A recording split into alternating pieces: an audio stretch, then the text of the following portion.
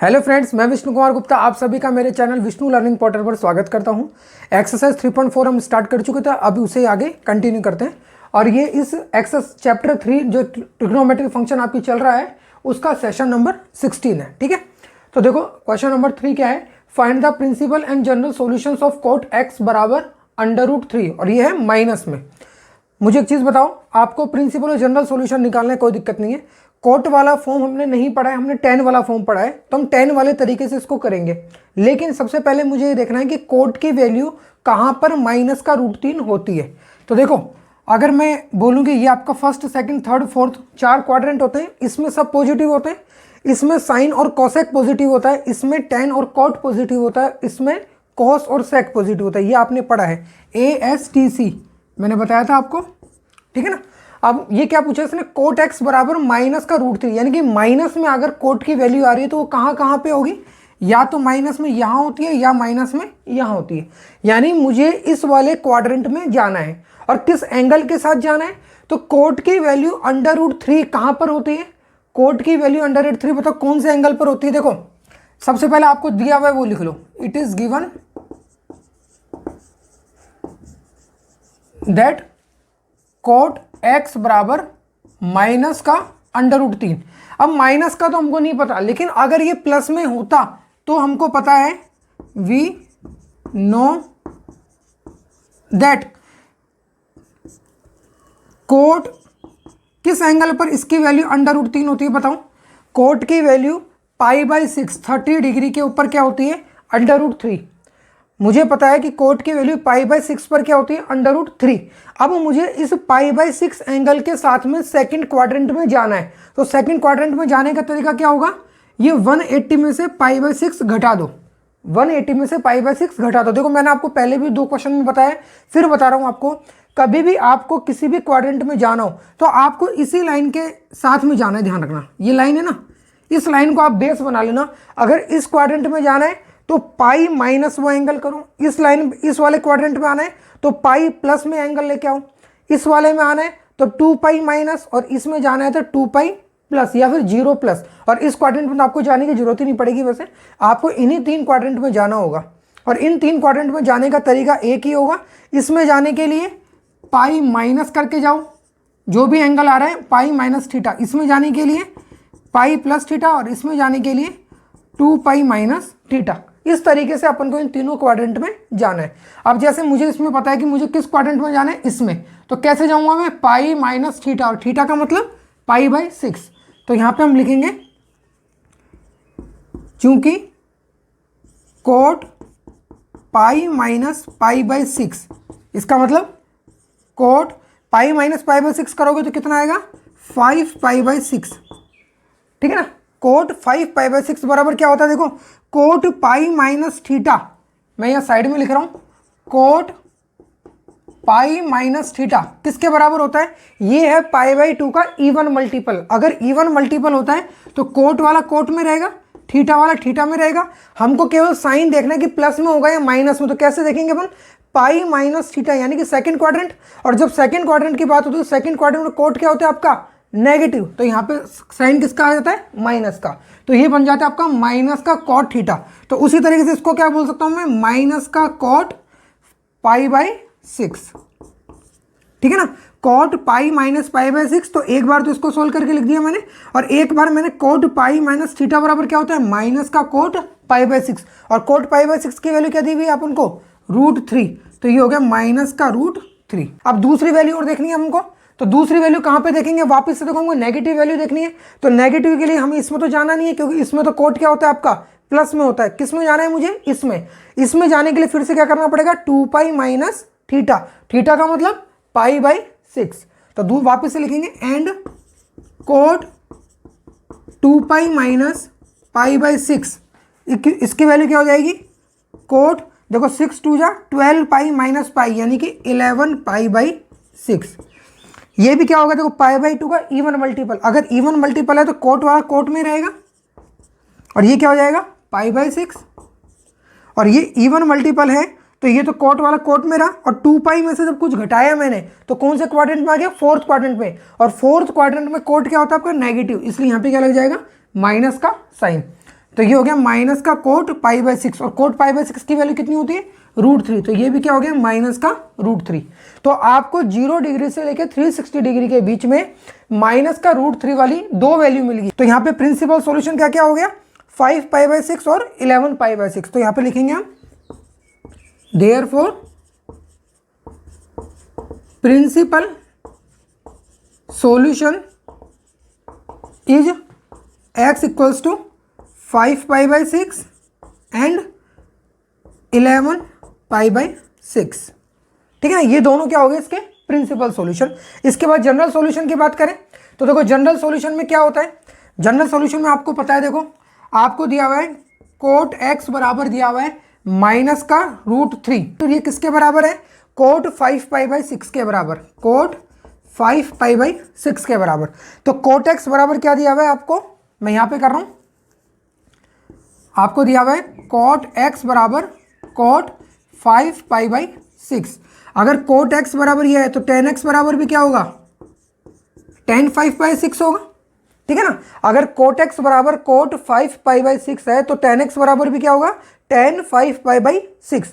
अब आपको एक फॉर्मूला पता है कि अगर tan x बराबर tan y होता है तो इसका मतलब x बराबर क्या होता है, n पाई प्लस y, और यहाँ पे n क्या होता है, integer, n belongs to z, ये आपको पता है। तो उसी तरीके से ये क्या हो जाएगा, x बराबर हो जाएगा n पाई प्लस y की जगह क्या आ जाएगा, 5 pi by 6, where n belongs to z, n हो जाएगा इंटीजर। तो प्रिंसिपल सॉल्यूशन तो हो गया इसके 5 pi by 6 and 11 pi by 6, और जनरल सॉल्यूशन इसका हो गया x बराबर n pi plus 5 pi by 6 where n belongs to z। ये क्या है इसका जनरल सॉल्यूशन। तो लिख देना लास्ट में therefore general solution is x equals to n pi plus 5 pi by 6 where n belongs to z। Question number 4 देखते हैं क्या है, वापिस से वही अपन को प्रिंसिपल एंड जनरल सॉल्यूशन निकालना है। कॉसेक x बराबर माइनस का 2 आपको दिया हुआ है, सेम तरीका होगा। सबसे पहले तो आप ये सोच लो कि कॉसेक की वैल्यू कितने डिग्री पर -2 होती है, तो मुझे पता है साइन की वैल्यू 1/2 होती है 30 पर, तो कॉसेक उसका उल्टा होता है, यानी कॉसेक की वैल्यू 30 पर क्या होती है, 2 होती है।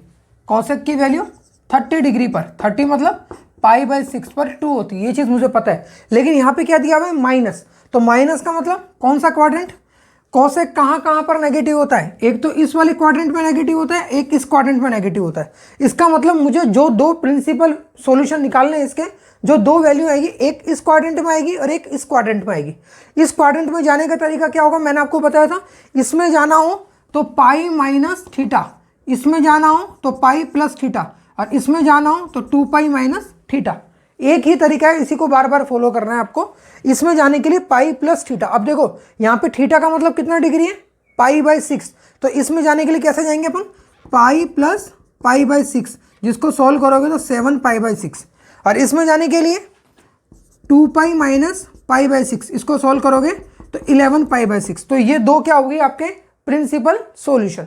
ठीक है ना, क्वेश्चन यही खत्म हो गया आधा। तो अब देखो इसको करते हैं अपन, लिखते हैं it is given that cosec x बराबर माइनस का 2, ये हमको दिया हुआ है। अब हम क्या जानते हैं, हम माइनस वाली वैल्यू नहीं जानते लेकिन प्लस वाली जानते हैं कि कॉसेक की वैल्यू पाई बाय 6 यानी कि 30 डिग्री के ऊपर क्या होती है, 2 होती है। लेकिन हमको कौन सी वैल्यू चाहिए, माइनस वाली चाहिए। तो क्या लिखेंगे हम, चूंकि cosec pi plus pi by 6, pi plus pi by 6 ये बराबर कितना होता है, देखो पाई यानी पाई बाई 2 का इवन मल्टीपल, जब इवन मल्टीपल होगा तो कॉसेक किस में रहेगा, कॉसेक में रहेगा, एंगल क्या आ जाएगा, पाई बाई 6, और साइन कौन सा आएगा, ये कौन से क्वाड्रेंट में पहुंच गए हम, थर्ड क्वाड्रेंट में। थर्ड क्वाड्रेंट में कॉसेक क्या होता है, नेगेटिव, तो यहाँ पे आएगा माइनस, और कॉसेक पाई बाई 6 की वैल्यू क्या होती है 2, तो ये हो गया बराबर माइनस का 2। तो जो हमको चाहिए वो मिल गया, तो एक तो ये मिल चुका मुझे। सेकेंड देखो, and cosec 2 pi minus pi by 6, अब ये 2 पाई माइनस पाई बाई 6 क्यों लिखा है वो मैंने आपको बता दिया कि मुझे इन दो क्वाड्रेंट में जाना है। इस क्वाड्रेंट में जाने के लिए पाई प्लस थीटा करूंगा, इस क्वाड्रेंट में जाने के लिए 2 पाई माइनस थीटा करूंगा। तो 2 पाई माइनस थीटा, और थीटा का मतलब ये एंगल पाई बाई 6। तो देखो ये कितना हो जाएगा, कोसेक ये क्या है 2 पाई यानी पाई बाई 2 का इवन मल्टीपल, तो कोसेक किस में रहेगा कोसेक में, एंगल आ जाएगा आपका पाई बाई 6। कौन से क्वाड्रेंट की बात हो रही है फोर्थ क्वाड्रेंट की, फोर्थ क्वाड्रेंट में कोसेक क्या होता है नेगेटिव, इसलिए साइन किसका आएगा माइनस का, और इसकी वैल्यू कितनी होगी -2। तो जो आपको वैल्यू दी हुई थी उस पर आपने दो एंगल निकाल लिए, एक तो cosec pi plus pi by 6 और एक 2 पाई माइनस पाई बाई 6, दो वैल्यू निकल गई। तो प्रिंसिपल सॉल्यूशन क्या क्या हो गए इसके, देयरफॉर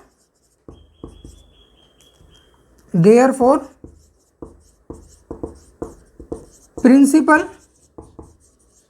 सॉल्यूशन इज x बराबर x pi plus pi by 6 करेंगे तो कितना आएगा 7 पाई बाई 6, एंड दूसरी value 2 pi minus pi by 6 करेंगे तो 11 पाई बाई 6। तो ये हो गया आपका प्रिंसिपल सॉल्यूशन खत्म। अब बात करते हैं जनरल सॉल्यूशन की। तो देखो आपको क्या दिया हुआ है, कॉसेक x बराबर दिया हुआ है -2, और -2 मतलब क्या आ रहा है cosec 7 pi by 6, cosec 7 pi by 6। ठीक है, अब मुझे बताओ जब कॉसेक x बराबर कॉसेक y होता है, यानी थीटा होता है y होता है कुछ भी बोलो, कॉसेक x बराबर कॉसेक 7 पाई बाई 6 है, तो इसका मतलब साइन x बराबर भी क्या होगा साइन 7 पाई बाई 6 होगा, क्योंकि साइन क्या होता है कोसेक का उल्टा ही तो होता है। तो अगर कॉसेक x बराबर कॉसेक 7 पाई बाई 6 है तो वैसे साइन x बराबर क्या हो जाएगा साइन 7 पाई बाई 6, ये हमको मिल गया। अब आपने एक चीज़ पढ़ी है कि यदि साइन x बराबर साइन y होता है तो इसका मतलब क्या होता है x बराबर होता है n पाई प्लस माइनस 1 की power n into y, n pi plus minus 1 की पावर n इंटू वाई, और यहाँ पे n क्या होता है where n belongs to z, integer होता है। यह चीज़ आपको पता है। सेम चीज़ हमको यहाँ पे अप्लाई करनी है, साइन x बराबर साइन y, यानी कि ये y हो गया आपका, ये आपको दिया हुआ है, तो इसके हिसाब से x बराबर क्या हो गया n पाई प्लस माइनस 1 की पावर n, और y का मतलब 7 पाई बाई 6, और n बिलोंग्स टू क्या हो जाएगा z। तो ये हो गया आपका जनरल सॉल्यूशन। तो क्या लिखना पड़ेगा हमको, देयरफॉर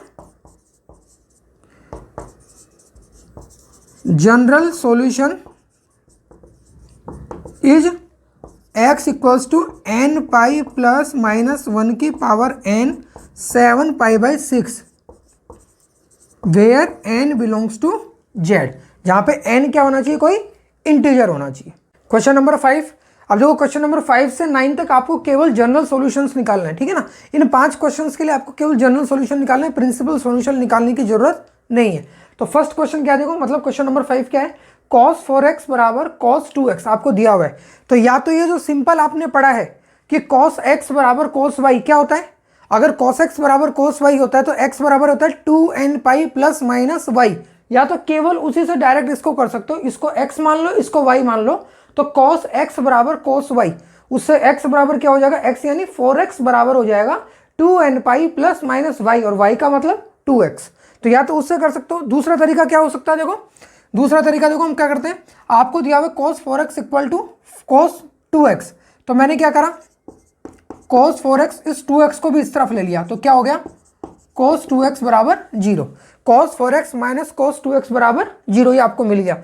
अब आपने जो इस चैप्टर के अंदर फॉर्मूला पढ़ा है, क्या कोई फॉर्मूला इस फॉर्म में पढ़ा है, तो आप याद करेंगे तो आपको एक फॉर्मूला याद आएगा। आपने एक फॉर्मूला पढ़ा था cos c minus cos d का, जो आपने सी डी फॉर्मूला पढ़े थे या कोसाइन फॉर्मूला पढ़े थे, 4 फॉर्मूले पढ़े थे, उसमें एक फॉर्मूला था cos c minus cos d, second number का फॉर्मूला, जिसमें छोटे भाई बड़े भाई को पीट देता था, वो वाला फॉर्मूला। उसमें क्या होता था cos c minus cos d बराबर होता था माइनस का 2 sine c plus d by 2 और sine c minus d by 2, ठीक है। तो ये फॉर्मूला हमको यहाँ पे यूज करना है। इस फॉर्मूले को हम यूज करते हैं तो क्या हो जाएगा, माइनस का 2 sine 4x plus 2x by 2 sine 4x minus 2x by 2 equal to क्या दिया हुआ है हमको 0। इसको सोल्व करो, माइनस का 2 sine 4 plus 2 6x by 2, 4x minus 2x 2x by 2, minus का 2 साइन 6 बाई 2 करेंगे तो 3x, और ये हो गया 2 से 2 कैंसिल, यानी कि साइन x बराबर 0। अब देखो यहाँ पे 3 चीज़ें जो मल्टीप्लाई हो रही है, -2 साइन 3x और साइन x, तीन चीज़ों का मल्टीप्लीकेशन होके ऑल ओवर क्या बन रहा है, आपकी लास्ट वैल्यू क्या मिल रही है आपको, 0। तो मुझे बताओ या तो ये 0 होगा या ये 0 होगा या ये 0 होगा। तो ये तो 0 है नहीं, मुझे दिख रहा है कि यहाँ पे क्या लिखा हुआ है -2। तो इसका मतलब साइन 3x बराबर 0 होगा या फिर साइन x बराबर 0 होगा। तो यहाँ पे हम इसको करते हैं, देखो क्या लिखेंगे हम इससे हमें पता चला कि साइन 3x इक्वल्स टू 0 या फिर साइन x इक्वल्स टू 0, दो चीज़ मिली। अब मुझे बताओ जब साइन x बराबर 0 आपने पढ़ा था, एक फॉर्मूला पढ़ा था आपने कि साइन x बराबर अगर 0 होता है तो x बराबर क्या होता है, n पाई, ये पढ़ा था। साइन x बराबर अगर 0 होता है तो x बराबर होता है n पाई, और यहाँ पे n क्या होता है, एक इंटीजर।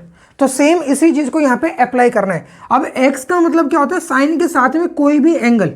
अब यहाँ पे कौन सा एंगल है, 3x, तो इसका मतलब क्या हो गया, 3x बराबर n पाई, या फिर ये हो गया x बराबर n पाई, ठीक है ना। यहाँ पे हो गया 3x बराबर n पाई, यहाँ पे हो गया x बराबर n पाई। मुझे ऑल ओवर वैल्यू लास्ट में चाहिए किसकी, x की वैल्यू चाहिए। तो x बराबर कितना हो गया, n पाई बाई 3, या फिर x बराबर क्या हो गया, n पाई, और साथ में क्या दिया हुआ है आपको, n होना चाहिए एक इंटीजर। तो इसका जनरल सॉल्यूशन क्या हो गया, x बराबर n पाई बाई 3 या फिर x बराबर n पाई, और n बिलोंग्स टू क्या होना चाहिए, z, n एक इंटीजर होना चाहिए। तो x के n पाई बाई 3 रखो या x बराबर n पाई रखो, दोनों ही केस में ये आपका जो ट्रिग्नोमेट्रिक फंक्शन आपको दिया हुआ है सेटिस्फाई करेगा, cos 4x बराबर cos 2x होगा। तो ये हो गया आपका जनरल सॉल्यूशन। क्वेश्चन नंबर 6 देखो क्या है, cos 3x plus cos x minus cos 2x equals to 0। तो तीन चीजें आपको दी हुई है। आपको पता है कि cos c और cos d का जो फॉर्मूला होता है उसके लिए मुझे दो चीजें चाहिए, cos c plus cos d या cos c minus cos d, कोई भी दो चीजों में मैं फॉर्मूला लगा सकता हूँ, तीन में मैं नहीं लगा सकता हूँ। तो पहला टास्क अपने लिए कि इन तीन में से हम कौन से दो लें। तो मैंने आपको बताया था तीन में से दो इस टाइप के चूज करो जिससे आपको इस क्वेश्चन को सॉल्व करने में आसानी लगे। तो आप अपने मन से सोच सकते हैं, देखो जब सी और डी वाला फॉर्मूला आप लगाते हैं तो दो टर्म आती है, एक आती है c plus d by two, एक आती है c minus d by two.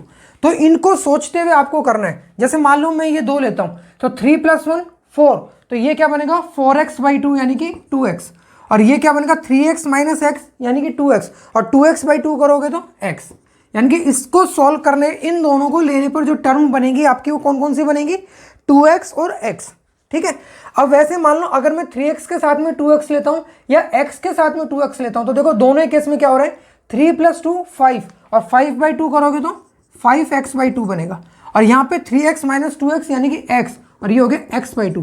तो इन दोनों में से बताओ ज़्यादा सिंपल फॉर्म कौन सी लग रही है, ऊपर वाली लग रही है। ये तो अंश बटा हर के रूप में आती है, न्यूमरेटर अपॉन डिनोमिनेटर वाली फॉर्म में आ रही है, लेकिन ये 2x और x की फॉर्म में आ रही है, तो ये ज़्यादा सिंपल है, इसलिए हम इसको चूज करेंगे। इसको चूज करेंगे मतलब इन दोनों में फॉर्मूला लगाएंगे अपन। तो क्या लिखेंगे, देखो इसको हमको दिया हुआ है cos 3x plus cos x minus का cos 2x इक्वल्स टू 0।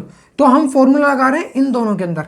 तो कौन सा फॉर्मूला लगेगा, सबसे पहले तो देखो cos c plus cos d का फॉर्मूला जो क्या होता है 2 cos c plus d by 2 cos c minus d by 2। तो ये फॉर्मूला यहाँ लगाते हैं, c की जगह आ जाएगा 3x और d की जगह आ जाएगा x। तो ये क्या हो गया आपका 2 cos 3x plus x by 2 cos 3x minus x by 2 minus का cos 2x equals to 0। 2 cos 3x plus x कितना हो गया 4x, और 4x बाई 2 करेंगे तो 2x। ये हो गया cos 3x माइनस x करेंगे तो 2x, और 2x को 2 से डिवाइड करेंगे तो केवल x, minus cos 2x equals to 0। इन दोनों में कुछ कॉमन आ रहा है, तो मैंने देखा cos 2x कॉमन आ रहा है, तो मैंने cos 2x कॉमन ले लिया। ब्रैकेट में क्या बच गया 2 cos x, और ये पूरा का पूरा कॉमन ले लिया इसलिए माइनस का 1 इक्वल्स टू 0। अब देखो यहाँ पे cos 2x मल्टीप्लाई हो रहा है 2 cos x माइनस 1 के साथ में। दो चीज़ें अगर मल्टीप्लाई होती हैं, जैसे सपोज करो x गुणा y इक्वल्स टू आपको 0 दिया हुआ है, तो ये कब पॉसिबल है, या तो x 0 होगा या y 0 होगा या दोनों 0 होंगे, तभी पॉसिबल है कि दोनों का मल्टीप्लिकेशन क्या हो रहा है 0। अगर दोनों नॉन जीरो वैल्यूज होते तो उनका मल्टीप्लिकेशन कभी भी 0 नहीं होता। तो वैसे यहाँ पे अगर cos 2x और 2 cos x माइनस 1 दोनों का मल्टीप्लिकेशन 0 हो रहा है, तो इसका मतलब या तो cos 2x बराबर 0 है या फिर 2 cos x माइनस 1 बराबर 0 है। ठीक है, अगर 2 cos x माइनस 1 बराबर 0 को मैं सॉल्व करूँ तो इससे क्या मिलेगा, देखो 2 cos x बराबर हो गया 1 और cos x बराबर हो गया 1/2। cos x बराबर कितना हो गया 1/2 और यहाँ पे cos 2x बराबर 0।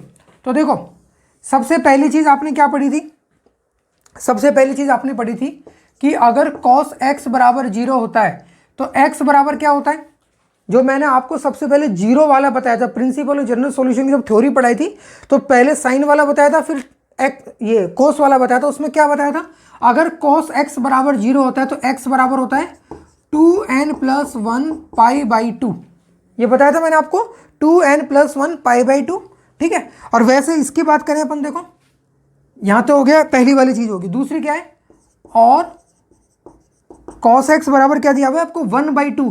तो 1/2 की cos की वैल्यू 1/2 कितने डिग्री पर होती है आपको पता है, π/6 पर, π/6 पर साइन की वैल्यू 1/2 होती है। तो cos की वैल्यू किस पर होगी, π/3 पर, यानी cos की वैल्यू 60 डिग्री के ऊपर क्या होती है 1/2। अब देखो ये मैंने कैसे याद किया, मैंने आपको बताया था साइन वाली, जब आपने ट्रिग्नोमेट्रिक रेशियोज की वैल्यू लिखी थी तो मैंने आपको बताया था साइन वाली जो लाइन होती है वो ही उल्टी होकर किस में आ जाती है, कॉस में।